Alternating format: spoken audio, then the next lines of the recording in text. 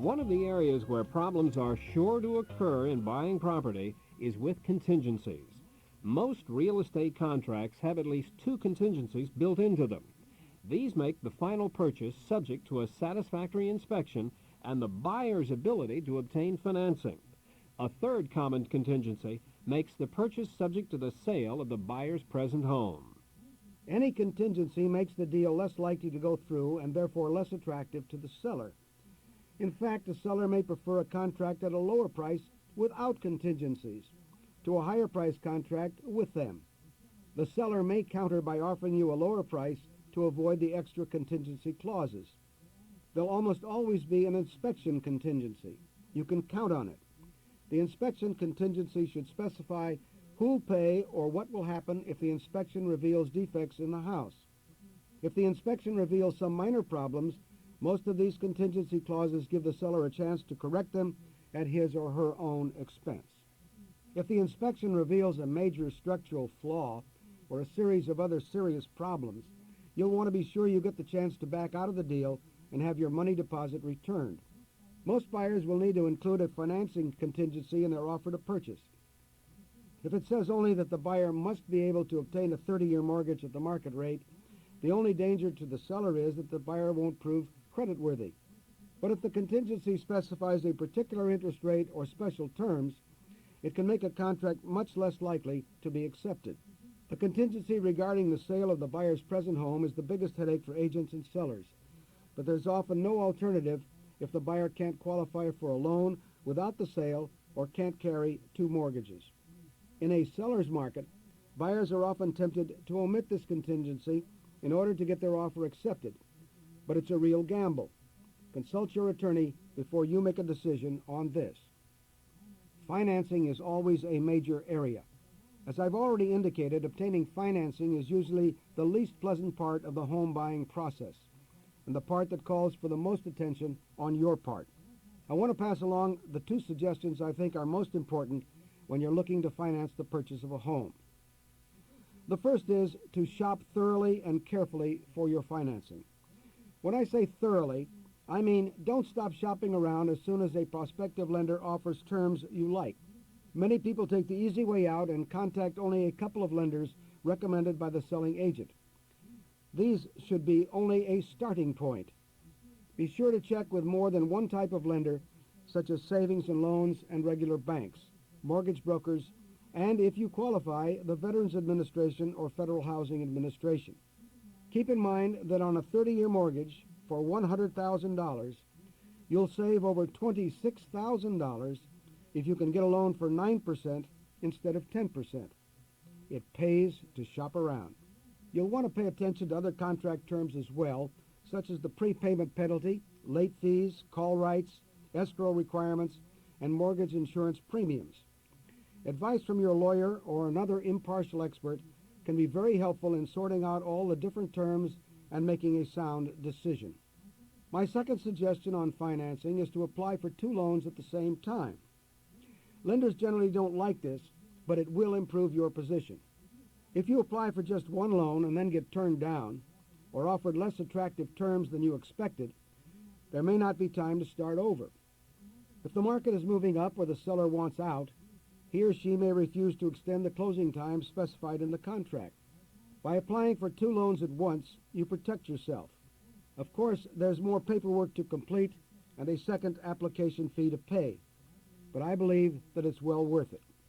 The next hurdle to jump in buying a home is the closing. Procedures vary considerably from place to place, and there probably isn't much to be gained by bucking local custom. You should ask a lot of questions and make sure you look over people's shoulders as closing nears, because there are so many details and considerable paperwork involved. I strongly urge you to have a lawyer who works only for you review the paperwork. Regardless of what other lawyers are involved, you need an expert, someone who doesn't have a stake in the transaction, to look at everything with only your needs in mind. A lawyer who's acted as escrow agent won't do. Neither will one who's only drawing the deed, unless you hired him. Be especially careful of relying on a lawyer who's representing the lender, even if you're paying his fee, as you sometimes must. And don't rely on the real estate agents to protect you. They usually don't know enough law and have too much financial interest in the deal themselves. The kind of review I'm advising you to get shouldn't cost you too much. It's a small amount to pay in relation to what's at stake. Another suggestion is to be sure that you have some extra money available at closing. You'll have received an estimate of closing costs when you applied for your loan. Federal law also requires that you get a complete settlement sheet the day before closing that specifies every fee. To avoid panic when you get that form and it shows an amount higher than what was estimated, it helps to know that you have a little extra cushion of cash available. Judge Wapner, the suggestions you've given are very helpful, but as I understand it, you're talking about purchasing your primary residence.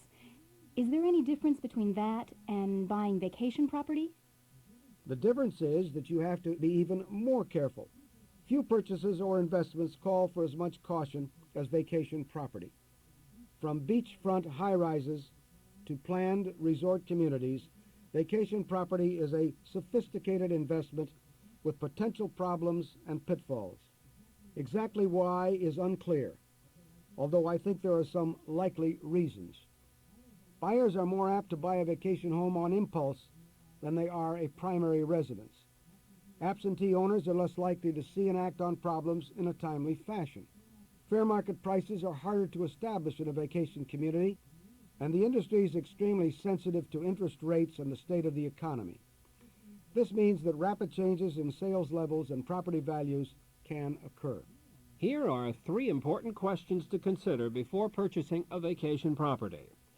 First, how certain are your total costs in purchasing a vacation property?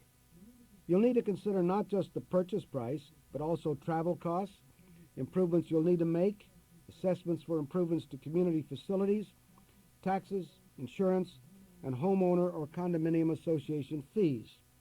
You'll incur most of these expenses even if you aren't able to use the property or can only use it once in a while. The second question is, what's the track record of the developer or seller? Here again, I encourage you to do enough research or hire someone else to do it unless you feel confident you know what you're getting into. Talk to other owners and residents. Third, what do the sales methods and salespeople tell you? High-pressure sales methods should cause alarm bells to ring. Be skeptical of special deals that are available for today only, or claims that there are only 3 more units left.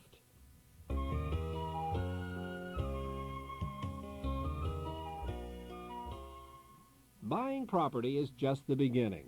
Once you're a homeowner, you have other legal responsibilities that you should be aware of. For instance, insurance. Have you ever studied your homeowner's or renter's insurance policy, trying to figure out whether a particular loss was covered? Chances are you ended up calling your agent, because the typical policy is very confusing and its coverage is full of surprises. Unfortunately, beyond documenting what you own and making sure you have enough coverage, there isn't a whole lot that you can do about the policy quirks and language problems.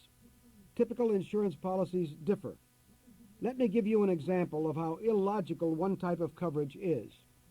It provides that if a thunderstorm gust topples a tree onto your roof, both the damage caused by the tree and the damage from rain coming through the hole in your roof are covered, although the loss of the tree isn't. However, if lightning from the same storm fells the tree instead, both house and tree are covered. If rain from the same storm runs in a basement window or seeps through the foundation and ruins your den, that damage isn't covered. Another example. If your dog chews up your furniture, tough luck. If he chews up your neighbor's furniture, your insurance company will pay. And if cash is stolen from your home, it's covered. But if it's stolen from your car, it's not, even if the thief broke a car window to get it. And so it goes. There's some logic to the coverage, but there are enough exceptions that you can never be sure. Generally speaking, fire and wind damage is covered, but water damage protection is full of important exceptions. Liability coverage for injuries you cause or which occur on your property is very broad, while theft coverage has many exceptions. While losses in major disasters such as war, earthquake, and floods generally aren't covered unless you've purchased one of the special policies which may be available. Damage from volcanoes and riots usually is covered. My homeowner's insurance premiums have been rising every year for the last 6 years. I used to pay $500 a year in premiums. Now it's close to $800 a year. I've called a number of different insurance companies recently, and they all want just about the same amount to insure my house. Isn't there any way to obtain less expensive homeowners insurance? Unfortunately, there's not much you can do to control the cost of homeowners insurance. The location of your home largely determines the price you'll pay and the coverage that's available to you. Insurers divide up the country by neighborhoods and pool what they call loss statistics. These are affected by the weather, police and fire protection, crime rates, and other factors. Individual factors such as the size, age, and construction of your home and its distance from the closest fire station also affects rates. But you can't change these either. Actions you can take, like installing fire alarms and good locks, can save money, but only a little. And if you live in a flood or earthquake zone or in a high crime area, you're dependent on special government insurance plans and the requirements of your mortgage holder. One thing you can do is to get the right amount of coverage. Your mortgage lender may only require coverage up to the amount of your loan, but if it's available, you should get replacement cost coverage. Otherwise, you'll want a policy with automatic inflation adjustment, so your coverage increases as your home's value rises. If you're insured for less than 80% of the value of your house, excluding land and foundation, you won't be fully compensated for losses, even if those losses are well below the face amount of your policy. Be sure to consider extra liability coverage. It's very inexpensive in light of the protection it gives you for major claims. And you should normally choose the largest deductible you can. The long-term savings on your premiums will usually far exceed the value of small losses you have to pay out of your own pocket. Discuss with your agent any floater policies or riders that you will need to cover valuable jewelry, tools, collections, or other unusual possessions or hobby activities. Get quotes from at least 3 companies.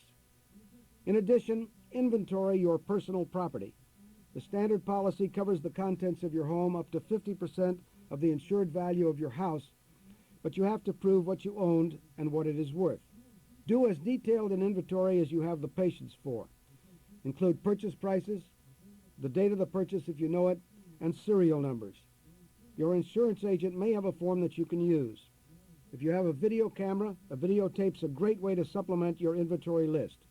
Even photographs can help prove the extent and condition of your personal property.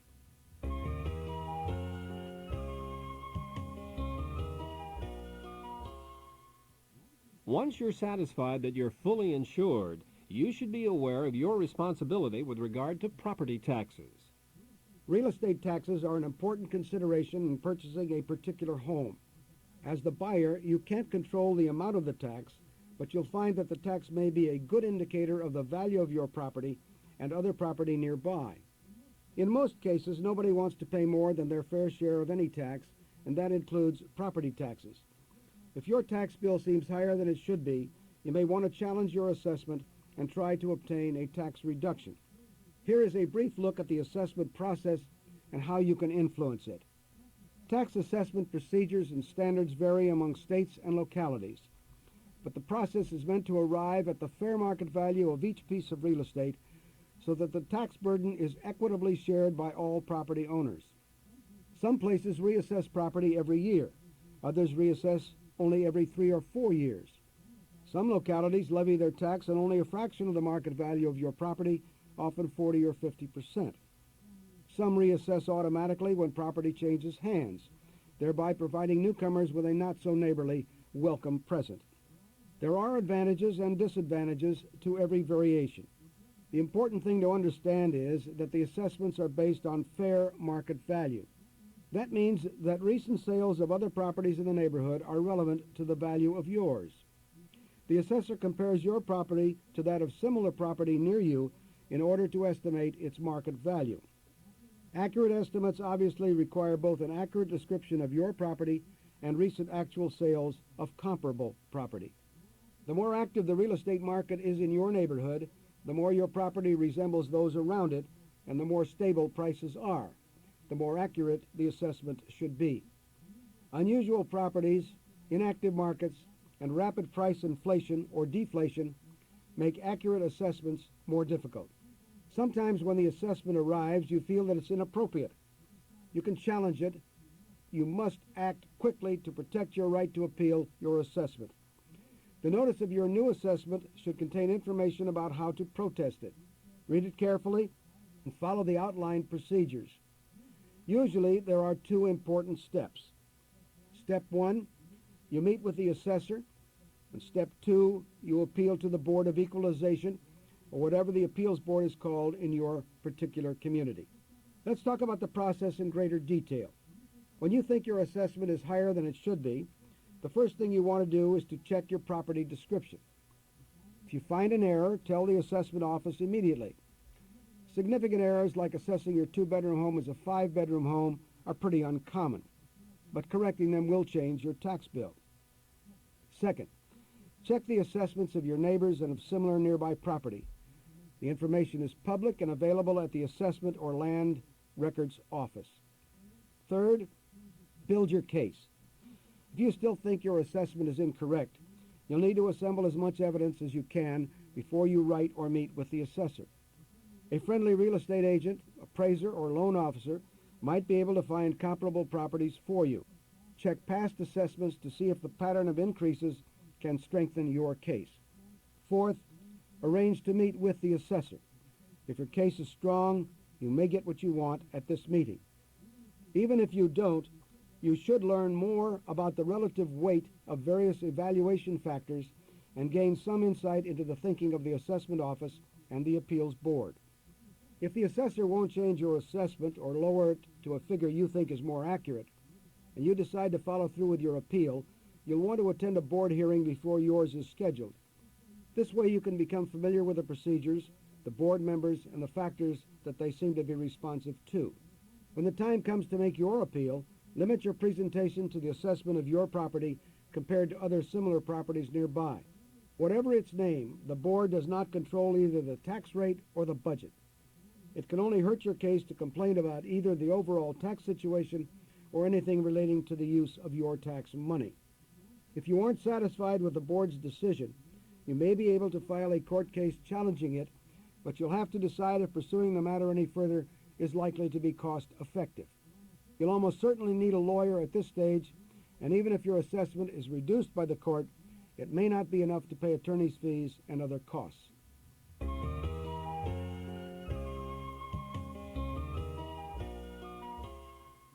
Any homeowner can tell you that home improvements can cause a lot of problems.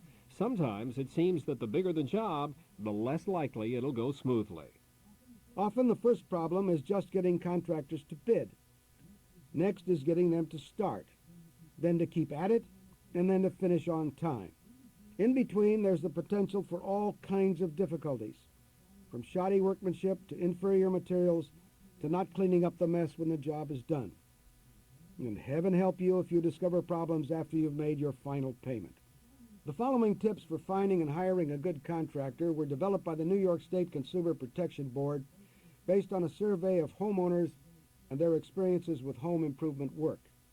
Start your search for a contractor by calling someone who has worked for you before or who comes recommended by friends, neighbors, or relatives. Look for signs that the contractors you're considering are reliable. These signs include an established place of business, all required licenses, an absence of consumer agency complaints, a long time in business, a long list of references, and a good reputation with suppliers and government agencies that issue permits and check work. Take the time to learn what's involved in the type of improvement you want. The more you know about what you want, the better your chances of getting it. Get more than one estimate. If there's a large variation in the first 2 or 3 estimates you receive, get even more. When you're down to 1 or 2 contractors, get the names of previous customers who've had similar work done and talk to them. If possible, go and inspect the work that was done. Put your agreement with the contractor in writing. Be as specific as you can.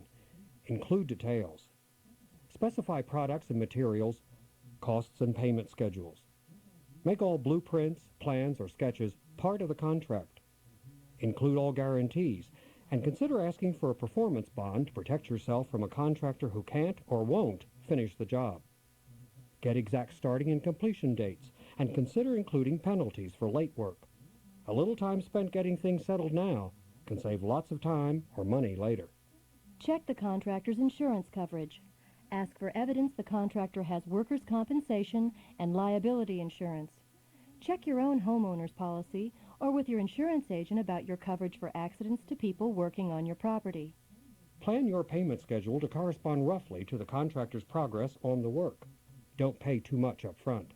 Avoid putting the contractor in a position where he stands to profit by abandoning or delaying your job. As much as possible, be home while the work is in progress. Check work as it is done, pointing out shoddy work immediately. Your presence and attention can make a big difference in the quality of the job you get.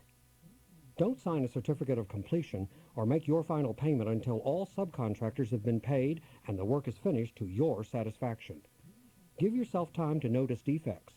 For example, with a roof replacement or repair, you need a hard rain to test if it's watertight. One point I'd like to stress is don't make your final payment to the general contractor until you know all the subcontractors have been paid. If the general contractor fails to pay the subcontractors may be able to get a mechanics lien against you. This would force you to pay them or lose the property the subcontractors worked on. To prevent this from happening, ask the contractor to deliver you written mechanics lien releases from all the subcontractors after they've been paid by the general contractor. This is a fairly common practice in the construction industry. This ensures that your addition or improvement is free and clear of all outstanding obligations. Before moving on to the final section of this tape, Judge Wapner will answer two commonly asked questions related to your home.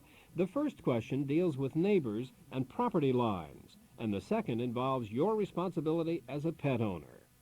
Judge Wapner, my neighbor Ray has a giant oak tree which has grown so large that one of its branches hangs over the basketball hoop on my driveway.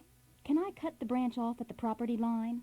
Before you do that, it may be a good idea to talk to Ray and see if he is willing to help you out with this problem. Most problems with neighbors can be solved with simple communication.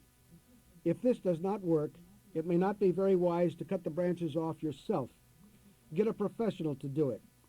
This is because you could be held liable if your actions destroy the tree or in any way cause damage to Ray's property. What you can do is to go to court and sue your neighbor for either trespassing or a nuisance.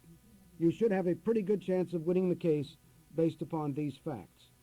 Judge Wapner, my dog Pumpkin bit my neighbor's child on the leg, and the wound required stitches. This was the first time my dog ever did such a thing. Am I responsible for the child's injury? Well, this depends. In some states, you're not liable unless you knew or should have known that your dog had a tendency to bite people. The old saying in the law is that a formerly well-behaved dog gets one free bite. The current trend in many other states, however, holds dog owners strictly liable for their pet's first unprovoked attack. This is bad news for dog owners. You should check your state law to see which rule currently applies in your particular area.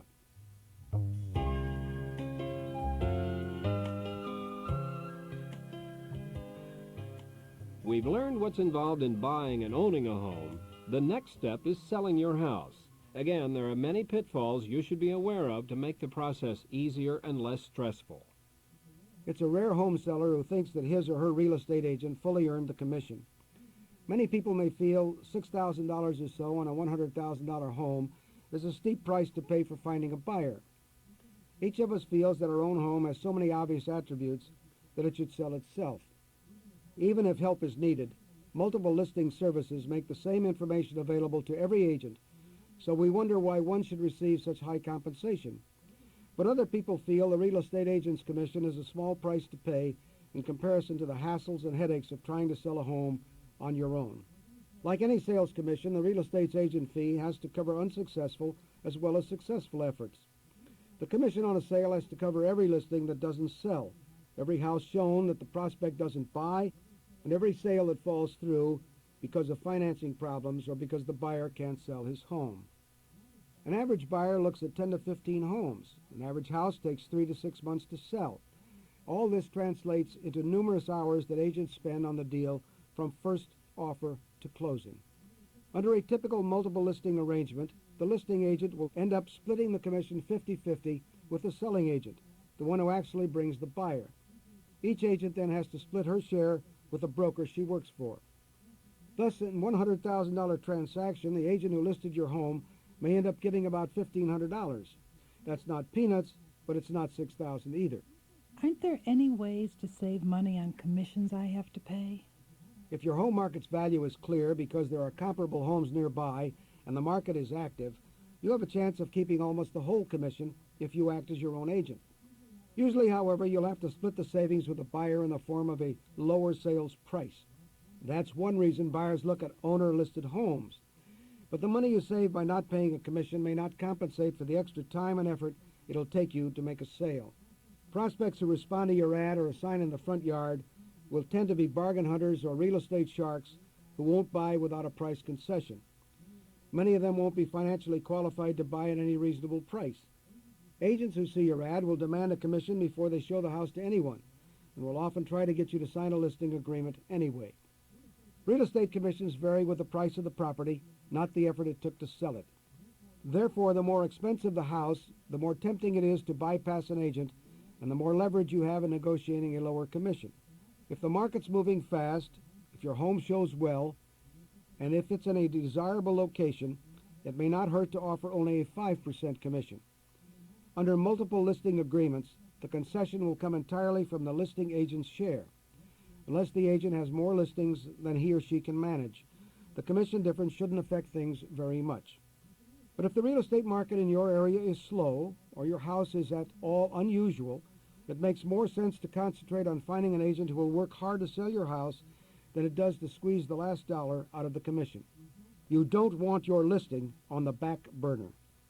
I've been approached by several agents, including my cousin who's in real estate. How do I know which agent I should use? Most of us have a friend or relative in the business, and it makes sense to give that person preference if you have confidence in him or her.